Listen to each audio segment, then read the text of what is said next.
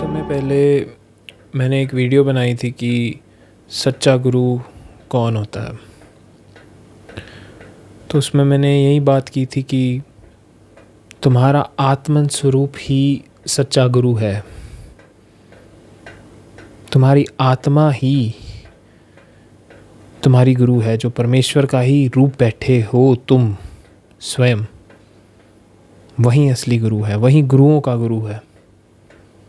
तो उसे सुनने के बाद बहुत से लोगों ने पूछा कि तो क्या हमें एक गुरु की आवश्यकता होती है कि नहीं, एक लाइव ह्यूमन फॉर्म में एक गुरु की ज़रूरत होती है कि नहीं। तो उसी चीज़ को क्लैरिफाई करने के लिए मैं आज ये वीडियो बना रहा हूँ। तो जैसे कि लोग मुझे कमेंट करते रहते हैं, तो मैं वीडियो की स्टार्टिंग में अब से मैंने सोचा कि इसे कह दिया करूँगी, जो भी व्यक्ति बात करना चाहते हैं, कनेक्ट करना चाहते हैं मुझसे, तो वो हमारे जो टेलीग्राम ग्रुप है या व्हाट्सएप ग्रुप है उसे ज्वाइन कर सकते हैं। इसके लिंक मैंने शेयर किए हुए हैं डिस्क्रिप्शन में, और आप उसे वहाँ से क्लिक करके ज्वाइन कर सकते हैं। तो बात आती है गुरु की।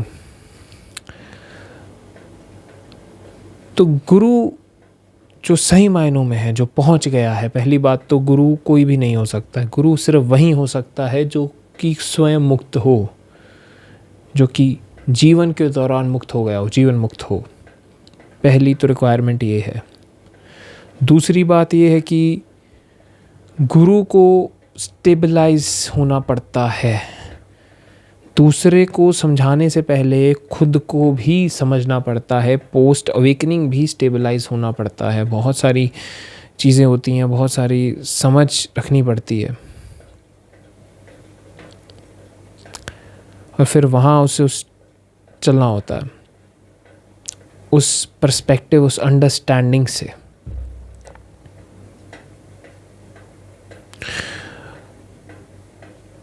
पर बात फिर यहीं आती है कि सामने वाला, मतलब जो शिष्य है, वो भी कितना समझदार है कि जो उससे समझ पा रहा है गुरु को। पहली बात तो गुरु मिलना ही मुश्किल है, मिल गया तो समझना और भी मुश्किल है। क्योंकि गुरु बहुत बार ऐसी चीज़ें करेगा जो हमारे मन को बहुत धक्का दे, एकदम से जैसे हमें अंदर से तोड़ के रखते। कई बार होती हैं ऐसी चीज़ें। सबसे ज़्यादा होती कि तुम्हारी अहंकार को काटता है। जैसे मैंने जब शुरुआत की थी ना स्पिरिचुअलिटी, अपनी इस जर्नी की कह लीजिए आप, तो 17-18 साल का था। तो तब मैंने पहली बार बुक्स पढ़नी शुरू की, महर्षि रमन की, ओशो की, कृष्णमूर्ति की। तो मुझे बहुत चस्का लग गया इनका कि पढ़ते रहो सारी दिहाड़ी, सुनते रहो। ज्ञान बहुत इकट्ठा कर लिया। तो जो मेरे मेंटोर थे, जो गुरु थे, उन तो पता था ना ये किस तरफ जा रहा है ये लड़का। तो उस ज्ञान को काटने के लिए बहुत बार अहंकार को चोट, बहुत बार, मतलब कि इतनी दर्द तो जब किसी की पिटाई हो तब भी नहीं होती, जब व्यक्ति का अहंकार टूटता है ना, तब बहुत होती है बेइज्जती इस ढंग की। तो ये सारी चीज़ें तब बहुत बुरी लगती हैं, बहुत कठिन लगता है, बहुत मुश्किल लगता है। ऐसा लगता है कि भाई ये तो मार देंगे मुझे, जीने नहीं दे रहे, तो हर जगह ही प्रॉब्लम है। पर ये तो बाद में समझ आता है कि ये एक्चुअली हमसे बचा रहे हैं। गुरु का जो मेन काम होता है वो ये नहीं होता है कि तुम्हें बहुत सारी चीज़ें बताना या वो बहुत सारी साधनाएं बताना। साधनाएं, दिशाएं तो तुम ग्रंथों से भी पढ़ लेते हो। उपनिषद हैं, गीता है, विज्ञान भैरव तंत्र की किताबें हैं, सब कुछ है। फिर गुरु की आवश्यकता क्यों पड़ती है?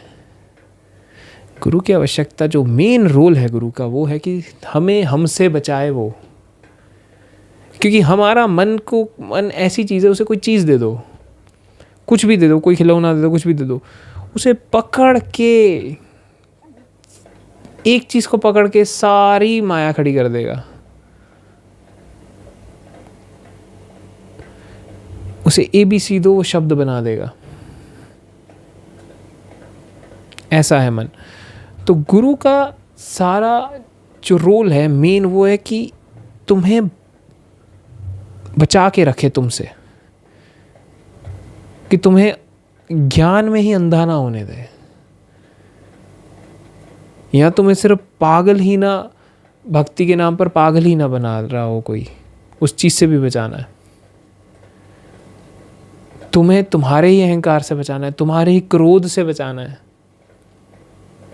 तो गुरु के ना अलग अलग ढंग होते हैं, कई बार बड़े प्रेम से, तो कई बार ऐसी बात होती थी कि मेरे जो गुरु होते थे वो मुझे बड़े प्रेम से समझाते थे, और कई बार होता था कि एकदम ही गुस्से से, कई बार डांट के, कई बार एकदम ऐसे कि डर जाए बच्चा। और मैं इतना कुछ बड़ा नहीं था, मतलब 18-19 साल का बच्चा ही होता है, बड़ा नहीं होता है। कभी ऐसे तो कभी एकदम से ही कि छोड़ दो सब, सहजता से। तो गुरु को अलग अलग सिचुएशन के ढंग से, अलग अलग व्यक्ति के हिसाब से, उसका जैसे मन चल रहा है, उसकी जैसी गतिविधि चल रही है, उसके हिसाब से उसे एक्ट करना पड़ता है, उसके हिसाब से उसे इलाज बताना पड़ता है।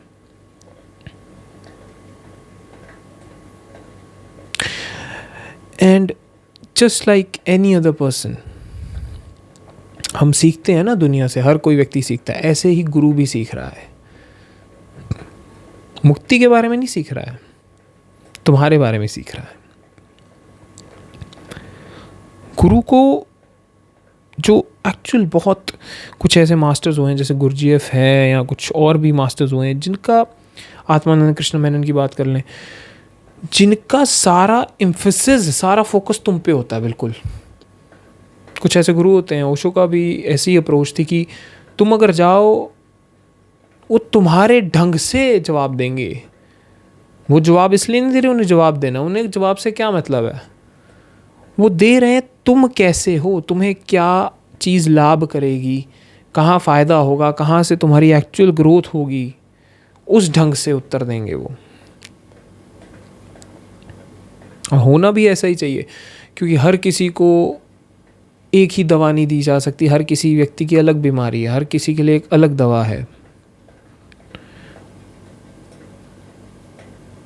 तो जो सारा खेल है गुरु का और शिष्य का, बहुत ही, आप कह लीजिए, एक समय लगेगा बहुत मित्र हैं, एक समय एकदम दुश्मन, एक समय बिल्कुल जैसे आशिक हो गए हो, एक समय एक जैसे पिता की तरह रोल है ना, पेरेंट्स की तरह रोल है, गाइड की तरह रोल है, रोल बदलते रहते हैं। और दोस्ती है एक बड़ी गहरी, अनकही दोस्ती है, जहाँ उसे पता है कि कहीं के भी गलत गया तो ये बचा लेगा, भरोसा है, ये सारी चीज़ें हैं।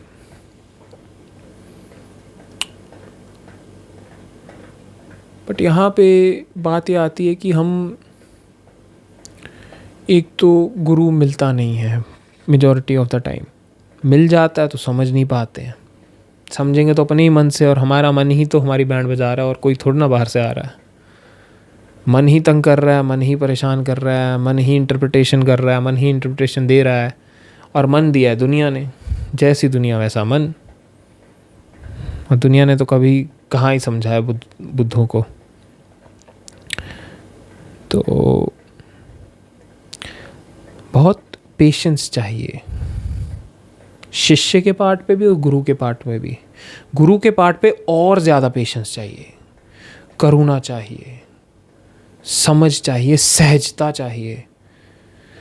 क्योंकि बहुत बार साधक आते हैं, उन्हें लगता है कि बहुत बहुत साधनाएं कर रहे हैं, बहुत सारी चीज़ें कर रहे हैं, उन्हें लगता है कि क्यों नहीं हो रहा है, क्यों नहीं हो रहा है। फ्रॉम द पर्सपेक्टिव उस व्यक्ति, गुरु के ढंग से जो पहुंच गया, उसके लिए कुछ भी नहीं हो, कहेगा क्या भाई क्या कर रहे हो, क्यों तंग हो रहे हो। पर क्योंकि व्यक्ति जो उस बात से, जैसे अभी कोई साधक आता है तो तंग है, फ्रस्ट्रेटेड है, साधना कर करके निरस हो चुका है बिल्कुल ज्ञान से, या कुछ और साधना कर रहा है, तो वहाँ पे गुरु को समझना होगा, उसकी स्थिति समझनी होगी। हर किसी को डांट के फटकार कर नहीं समझाया जा सकता, किसी को प्रेम से समझाना होता है, किसी को थोड़ा तर्क से समझाना होता है, रीजनिंग से समझाना होता है, किसी को एक्सपेरिमेंट करके दिखाना होता है उसी के ऊपर कि तुम खुद करो ये और फिर देखो। अलग अलग लोग हैं, अलग अलग रिक्वायरमेंट है सबकी।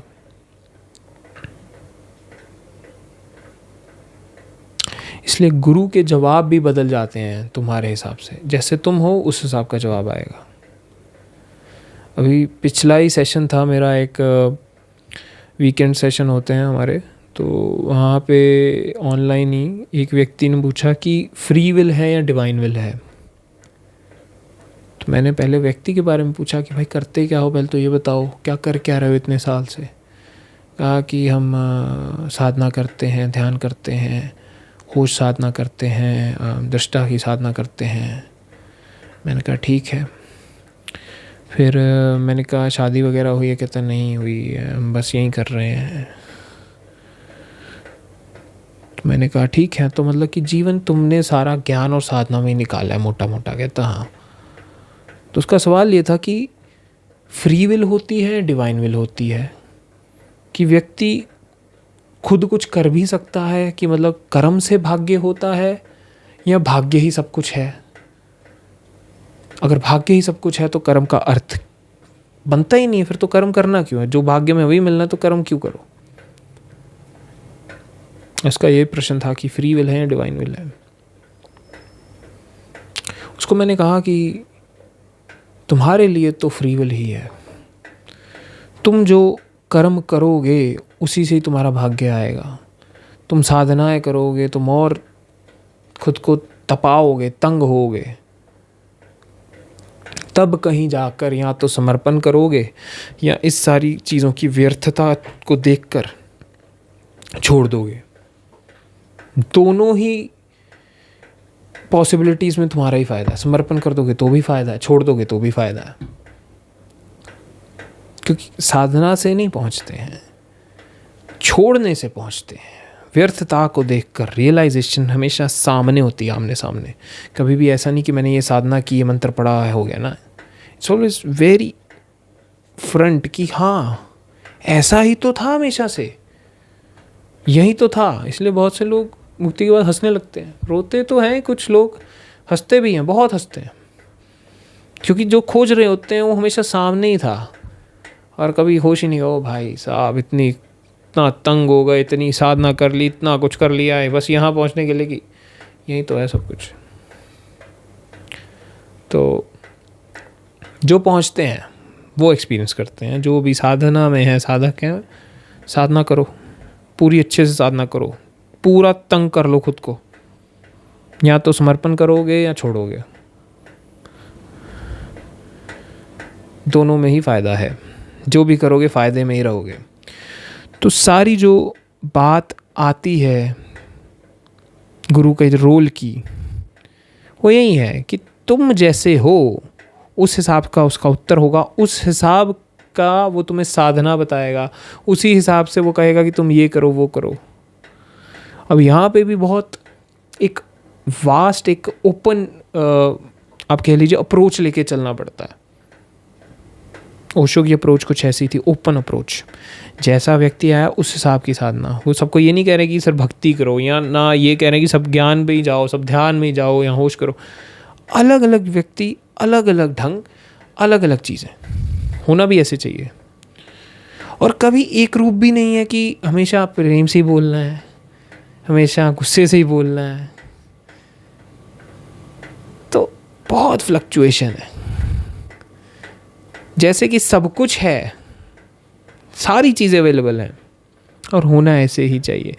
होता क्या है मोस्ट ऑफ द टाइम कि जिस भी आप मार्ग से पहुंचते हैं तो उस मार्ग के प्रति ना बायस्ड हो जाता है व्यक्ति, कि यहाँ पहुंच गया हूँ, इस साधना से पहुंचा हूँ, यहीं किया तो यहीं से ही होगा। नहीं नहीं नहीं नहीं, हर जगह, हर नदी समंदर को ही जा रही है। रामकृष्ण एक ऐसे व्यक्ति थे, भक्ति से शुरुआत थी, ध्यान से पहुँचे हैं। उनके गुरु ज्ञानी थे तोतापुरी, और पहुँचने के बाद भी रामकृष्ण ठहरते नहीं हैं। अलग अलग मार्ग, अलग अलग चीज़ें ट्राई करने, एक्सपेरिमेंट करने चले गए। अलग अलग धर्मों की, अलग अलग ट्रेडिशंस की, कभी वैष्णवों की, कभी शिवायतों की, कभी आप कह लीजिए कि किसी और स्कूल की, सूफियों की, अलग अलग वेदांत की, सब अप्रोचेस। क्योंकि एक बार समुद्र में आ गए तो पता लग गया सब नदियाँ यहीं तो हैं। अलग अलग नदियों से लोग क्या करते हैं, एक नदी से दूसरी नदी में शिफ्ट होते रहते हैं। तुम एक ही नदी में अच्छे से आ जाओ, समंदर में आ जाओ, फिर सारी नदियाँ तुम्हारी, सब मार्ग तुम्हारे।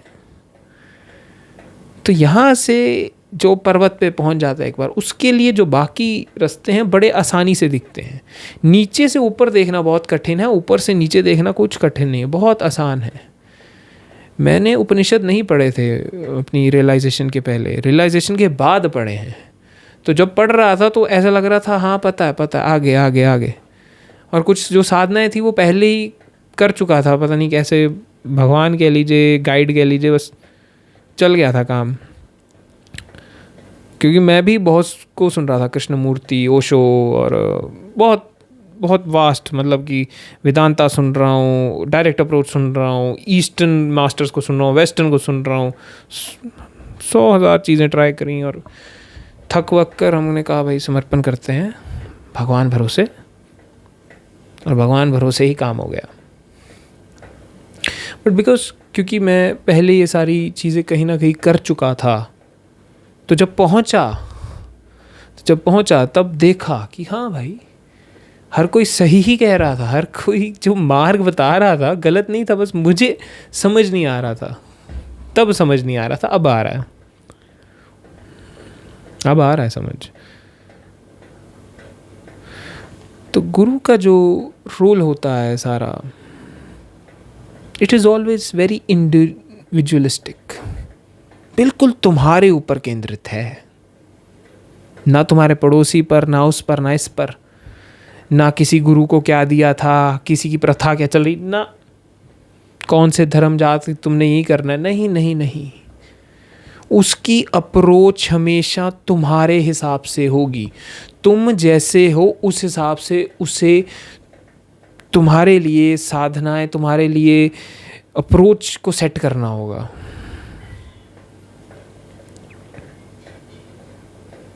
वो बताता है कि तुम योगा करो, ये करो, वो करो, उस हिसाब से करो ना, जिस चीज़ की रिक्वायरमेंट है। पढ़ तो किताबों से भी रहे हो, गुरु से क्या होता है कि व्यक्ति को एक दिशा मिल जाती है, व्यक्ति को अपने बारे में ही नहीं पता होता कि वो कैसा है। गुरु को इस चीज़ में जल्दी करनी होती है, उसे समझना होता है कैसा है, बिल्कुल उसके आंतरिक मन तक समझना होता है कि इसकी साइकोलॉजी कैसी है, किस तरह का व्यक्ति है, किस तरह का इसका पालन पोषण हुआ है बचपन से, किस ढंग की साधना, किस ढंग की अप्रोच, कौन सा मार्ग सही रहेगा इसके लिए। मैंने हमेशा कहा है कि मार्ग तुम नहीं चुनते हो, मार्ग तुम्हें चुनता है। मैं गया था ज्ञान के मार्ग पे, नहीं हुआ, गया होश के मार्ग पे, ध्यान के मार्ग पे, नहीं हुआ। बचपन से पालन पोषण भक्ति में हुआ था, पालन पोषण प्रेम में हुआ था, तो वहीं से स्वभाव वैसा था बचपन से, तो वहीं से हो गया।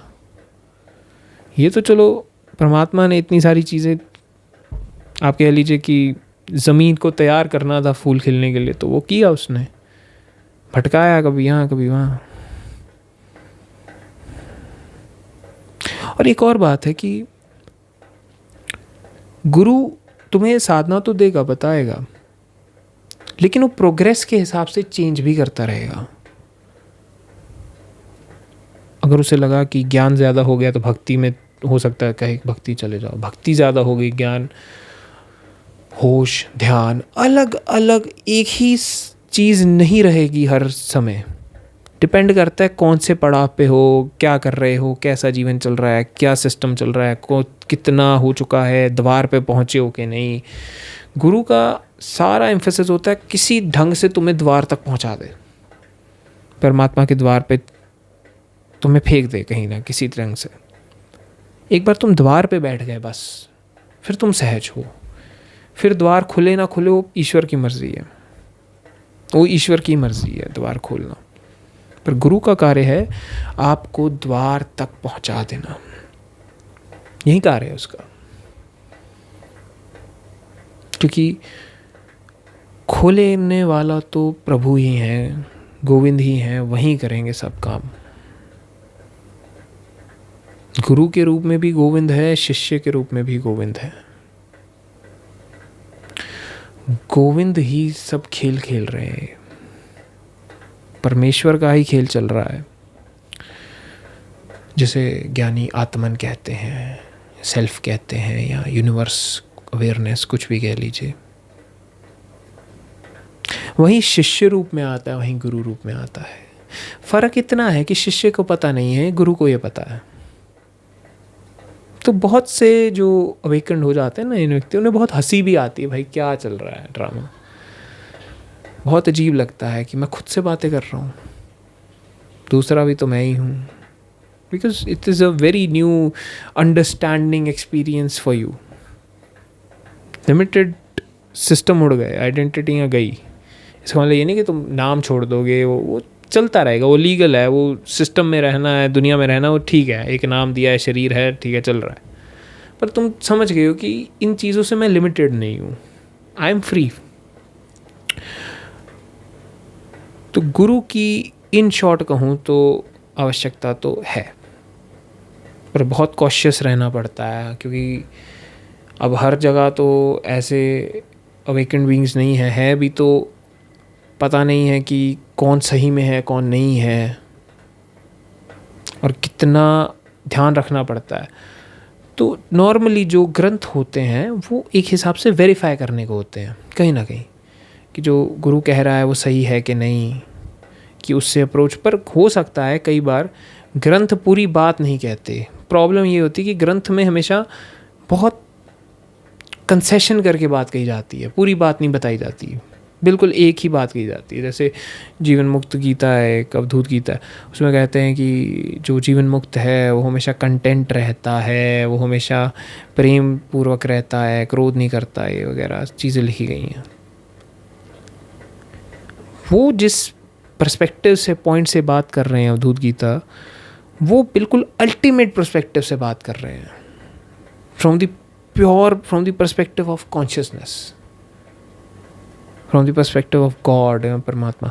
तो वहाँ पे तो सही में ऐसा ही है, वहाँ पे तो कुछ भी नहीं है एक हिसाब से, but because it is a nature, जो स्वभाव है, प्रेम स्वभाव है चैतन्य का।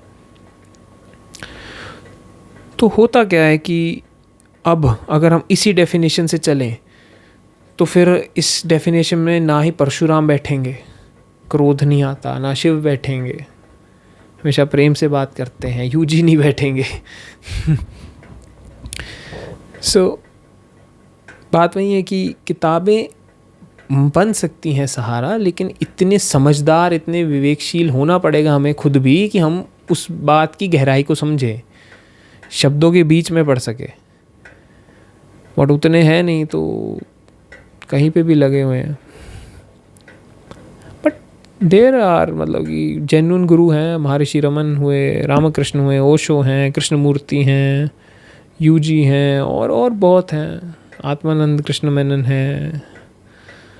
तो ऐसा नहीं है कि सब ऐसे ही बैठे हैं, सब कि मतलब कि धोखा ही देने बैठे हैं। अच्छे भी हैं, सच्चे हैं, ईमानदार हैं। पर बात वही है ना, मैंने कहा था कि गुरु मिलना मुश्किल है, मिल भी जाए तो समझना और भी ज़्यादा मुश्किल है। अप्रोच का ही नहीं पता क्या कर लेगा, क्योंकि उसे एक्ट करना है तुम्हारे ढंग से। बट वहाँ पे भी बात आती है कि कुछ लोग होते हैं कि ज़्यादातर जो मुक्त हो जाते हैं वो हर कोई गुरु नहीं बनता है। अब अगर मैं बात करूँ तो लगभग दुनिया में अगर ईस्ट वेस्ट को भी मिला लिया जाए तो 20-25 हज़ार या थोड़े ज़्यादा इससे भी इतने अवेकेंड बीइंग्स होंगे, ठीक है, इतने मुक्त, जीवन मुक्त व्यक्ति होंगे। आदमी औरत की बात नहीं कर रहा हूँ, व्यक्ति की बात कर रहा हूँ कि जीवन मुक्त होंगे। उससे थोड़े ज़्यादा भी हो सकते हैं, क्योंकि अभी कोविड था तो बहुत सारी अवेकनिंग्स हुई हैं, बट हर कोई सामने नहीं आता है। 800 करोड़ में से सिर्फ 25-30 हज़ार, इतने भी नहीं होंगे, मैं तो ज़्यादा ही बढ़ा के कह रहा हूँ, लेकिन उम्मीद है कि इतने हों, उम्मीद है। उसमें से गुरु और भी कम होंगे, और भी कम होंगे, मतलब कि अगर 10,000 भी हैं तो 1,000 गुरु भी मुश्किल है कि होंगे जेन्युइन गुरु। डिफ़िकल्टी है, हर कोई गुरु नहीं बनता है। बहुत से लोग अपनी आम जिंदगी वापस वैसे जीते हैं। मेरा एक मित्र है, वो उसकी मुक्ति हो गई तो वो तो अभी अपनी फ़िलॉसफी वो पढ़ रहा है, अभी वो पढ़ाई कर रहा है। दूसरे मित्र हैं वो अपने काम कर रहे हैं। हर कोई अलग है, ज़रूरी नहीं कि जिसकी मुक्ति उसने सामने आकर देना ही है, बताना ही है। वो ये मैंने जब चैनल शुरू किया तो मेरा ऐसा कोई मन नहीं था, मैं तो बस 20 ही साल का था। अब 20 साल का व्यक्ति को कौन सुनेगा बताइए? 20-21 साल के तो अभी भी मैं जब उम्र बताता हूँ लोगों को बड़ी हैरानी होती है, बिकॉज हम रेडी ही नहीं है, हमारे माइंड रेडी नहीं है। तो बहुत शुरुआत में तो सबने मुझे एक हिसाब से मना ही किया था कि क्यों कर रहे हो भाई, क्यों तंग कर रहे हो, अच्छा खासा तुम अपनी पढ़ाई कर रहे हो, तुम अपनी वकालत करो, तुम लॉ पढ़ो, तुम्हें क्या ज़रूरत है। तो मुझे अंदर से एक तरह से पुश आया कि हाँ भाई, मुझे ऐसा महसूस हुआ कि होना चाहिए यार कुछ ऐसी चीज़ें जहाँ पे अप्रोच बहुत थी। क्योंकि इंडिया में जो ये सारा सिस्टम बहुत ट्रेडिशनल बन चुका है, बहुत ज़्यादा, कि बहुत ज़्यादा ऑर्थोडॉक्सी भी आ गई है एक हिसाब से, जिसे रूढ़िवाद कहते हैं हम। तो मैंने कहा कि थोड़ी फ्री अप्रोच होनी चाहिए। मतलब ठीक है, ऑर्थोडॉक्सी इतनी बुरी नहीं है, बट आजकल का जैसे ज़माना है, आजकल की जैसे जनरेशन्स हैं और जो रिक्वायरमेंट्स हैं उसके हिसाब से आजकल के ही जो व्यक्ति हैं, जो संसार में विचर रहे हैं, जो सारे एक्ट कर रहे हैं, अपना जॉब कर रहे हैं, काम कर रहे हैं, अपनी सारी फैमिली को देख रहे हैं, पढ़ाई कर रहे हैं बच्चे, तो उसके हिसाब से ही अप्रोच होनी चाहिए। और बेटर है, क्योंकि अगर ऐसी अप्रोच है तो लोग ज़्यादा कनेक्ट कर पाएंगे, ज़्यादा समझ पाएंगे। क्योंकि जो प्रॉब्लम से वो गुजर रहे हैं उसी प्रॉब्लम से मैं भी गुजर रहा हूँ, हम भी गुजर रहे हैं।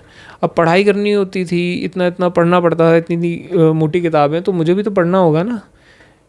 मुझे भी होगा कि हाँ यार पढ़ लूँ, एग्ज़ाम आ रहे हैं। वहाँ तो ये नहीं लिखूँगा ना कि मैं ब्रह्म हूँ और वो एग्ज़ाम जैसे वो दे देंगे मार्क्स। तो मेरी अप्रोच काफ़ी रहती है कि पर्सनल इंटरेक्शन की, और आप कह लीजिए कि इंडिविजुअलिस्टिक। क्योंकि मेरे साथ भी इसी प्रकार की अप्रोच रही, जो मेरे गुरु थे, जो मेरे मेंटोर थे।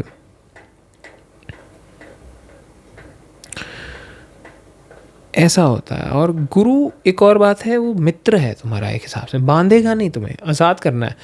जब जैसे वो बात नहीं कहते कि जब तुम तैयार होते हो गुरु आ जाता है, जब तुम सही मायनों में तैयार हो जाते हो तब गुरु चला जाता है, वैसी बात होती है। क्योंकि गुरु एक समय तक है तुम्हारे साथ, फिर वो कहता है कि तुम खुद भी तो सीखो ना, अब हो गया, अब तुम खुद सीखो, अब तुम्हारी मर्जी है तुम्हें क्या करना है। उसका जीवन है अपना भी, गुरु का भी अपना जीवन है, तुम्हारा भी अपना जीवन है। लोग क्या करते हैं, लोग अटैच हो जाते हैं उससे। अब ओशो कहते रहे कि किसी से अटैच ना हो, किसी से भी। ओशो ने ये भी कहा कि मुझसे भी अटैच ना हो। लोग क्या कर रहे हैं, उसका बिल्कुल उल्टा जुड़े हुए हैं। Same goes for Krishnamurti, same goes for other gurus. गुरु है, आया है, एक शरीर में आया है, चले जाएगा। किसी की मुक्ति हो गई है, वो तुम ही तो हो, तुम्हारे जैसा ही है वो, बस अब उसकी आंखें खुल गई हैं।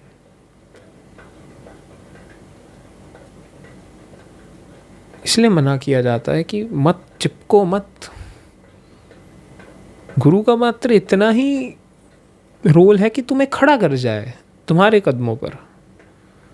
तुम खुद लड़ो ना, तुम्हारे पास भी तो दिया है सब कुछ, तुम भी तो वही हो। कब तक दूसरे को सहारा बना के चलोगे? सो आज की जो मेरी वीडियो थी उसमें मैं यही क्लैरिफाई करना चाहता था कि आवश्यकता तो है गुरु की, गुरु का रोल क्या रहेगा वो भी बताया, गुरु की रिक्वायरमेंट्स जो वो भी, अप्रोच कैसी, और मॉडर्न अप्रोच चाहिए, थोड़ी मॉडर्न वर्ल्ड है, मॉडर्न अप्रोच चाहिए। जैसा समय होगा उसी ढंग की अप्रोच होनी चाहिए हमेशा। एक ही अप्रोच, एक ही मार्ग, एक ही साधना नहीं चलेगी हर जगह। जैसा जैसा समय, जैसे जैसे लोग, वैसे वैसी साधनाएं होनी चाहिए और अवेलेबल हैं। ऐसा नहीं कि कुछ नया लेकर आना है, वही चीज़ें पहले भी थी, बस पहले वो इतनी रिक्वायर्ड नहीं थी, वो आज हैं। जो आज हैं हो सकता है कल ना हो। तो इन शॉर्ट आवश्यकता तो है। और एक और बात कहूँगा एंड में कि अगर किसी को ऐसा कोई व्यक्ति मिल जाता है तुम्हें, उसे समझने जाओ तो एक ओपन माइंड लेकर जाओ, अपनी धारणाएं बनाकर मत लेकर जाओ, एक्सपेक्टेड आंसर्स मत लेकर जाओ, क्योंकि तुम लेकर जाते हो, तुम्हारी एक्सपेक्टेशन फुलफिल नहीं होती है, तुम्हें ठेस पहुंचती है। गलती गुरु की नहीं है इसमें, तुम्हारी गलती है। तुमने क्यों धारणा बनाई? उसने कहा था कि तुम ऐसा उसे प्रोजेक्ट करो, ऐसे उसे जज करो, ये तो ऐसा होगा वैसा होगा। क्यों भाई, क्यों कर रहे हो तुम उसे जज? तुम्हें उससे क्या लेना देना? तुम अपने जीवन की बात करो ना। लेकिन हमारा मन ऐसा है ना, हम कहते हैं कि हम तो बड़े पापी ठहरे, गुरु होंगे बहुत पवित्र। तो फिर लिंक कहाँ रहेगा? अगर तुम इतने ही पापी हो तो गुरु इतना ही पवित्र है, तो लिंक तो टूट गया वैसे ही। अगर बुद्ध उंगली मार के प्रति करुणा में आ रहे हैं तो वो बुद्ध की महानता है। एक हिसाब से वो जानते हैं ना कि ये तो मेरा ही तो रूप है, मेरा ही रूप है, अभी इस दुख में है अभी। और वहाँ पे उंगली मार की भी बहुत, मैं कहूँगा कि बड़ी बात है कि उसने ये बात को समझा, समर्पण किया। बहुत कठिन होता है समर्पण।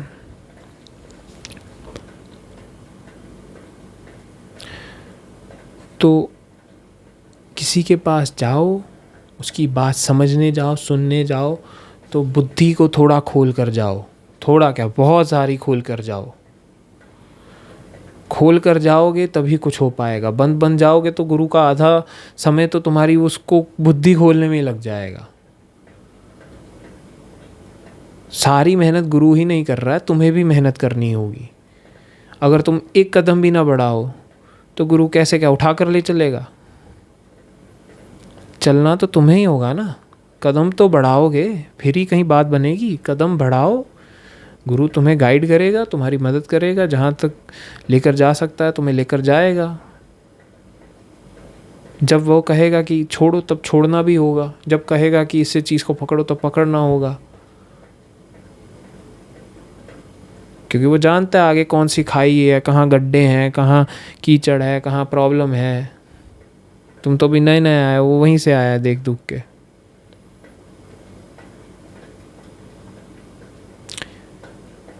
और एक और बात है कि इतनी एक्सपेक्टेशन ये मत लेके जाओ कि गुरु को सब कुछ ही पता है। सीखना पड़ता है भाई, बहुत सारी चीज़ें हैं। अब रामकृष्ण थे तो वो भक्ति और ध्यान से पहुँचे, उन्हें पता है उस मार्ग के बारे में। तंत्र विद्या सीखी उन्होंने, वेदांत सीखा, और सारी चीज़ें सीखनी पड़ती हैं।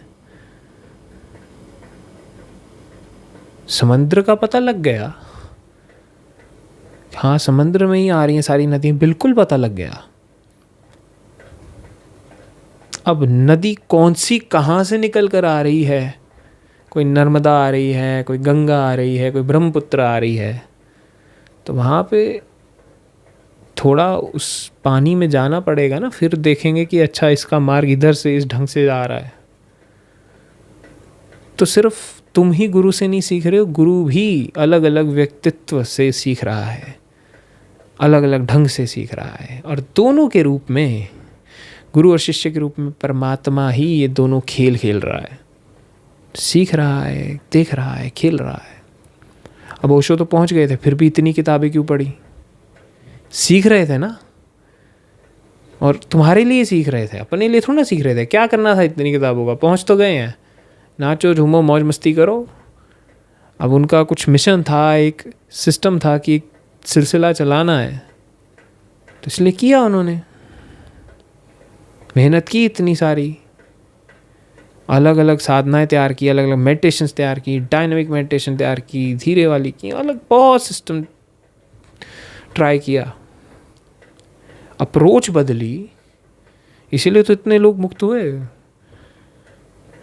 कहा जाता है कि ओशो से लगभग 500 से भी अधिक ज़्यादा लोग की मुक्ति हुई है। बहुत बड़ा नंबर होता है ये। अब मुझे इतना एग्जैक्ट नंबर तो पता नहीं है, तो जो मुक्त हुए वही बताएं, बट अगर इतने भी हो गए हों तो बहुत बहुत बड़ी बात है। तो आज की वीडियो मैं इसी के साथ एंड करूँगा। आपको अगर वीडियो अच्छी लगी हो, आप शेयर कर सकते हैं, लाइक कर सकते हैं, या अगर आपको ज्वाइन करना है ग्रुप तो डिस्क्रिप्शन में लिंक है, आप उसे ज्वाइन कर सकते हैं।